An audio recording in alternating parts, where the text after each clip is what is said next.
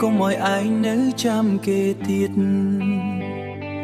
គេមិនត្រឡប់មកវិញទេទោះយើងខូចចិត្តប៉ុន្មានក្តីយប់មួយខ្ញុំដើរតែម្នាក់ឯងតាមផ្លូវដែលធ្លាប់មានយើងស្នាមដៃនាងនៅលើដៃខ្ញុំតែពេលនេះបាត់អស់ហើយខ្យល់បក់មកដូចនាំពាក្យគេបានទៅឆ្ងាយហើយទុកឲ្យខ្ញុំនៅសល់តែការចងចាំឈឺចាប់ក្នុងបេះដូងខំសួរបេះដូងថាតើនៅចាំគេធ្វើអ្វីទាំងដឹងថាគេមិនវិលមកវិញទេតែចិត្តនៅតែខ្វាំងខាបេះដូងអើយសូមឈប់ស្រឡាញ់គេទៀតបានទេ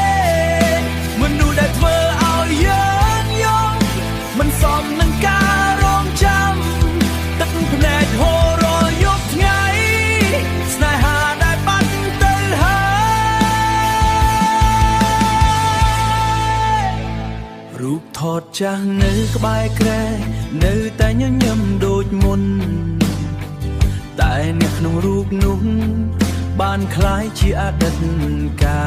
លតែអ្នកក្នុងរូបនោះបានคล้ายជាអតីតកាលខ្ញុំខំលាក់ការឈឺចាប់ប្រាប់ខ្លួនឯងថាអត់អីតែបេះដូងនៅតែហៅឈ្មោះគេរាល់ពេលយប់ស្ងាត់បើថ្ងៃណាគេត្រឡប់មកសូមកុំសួរខ្ញុំថា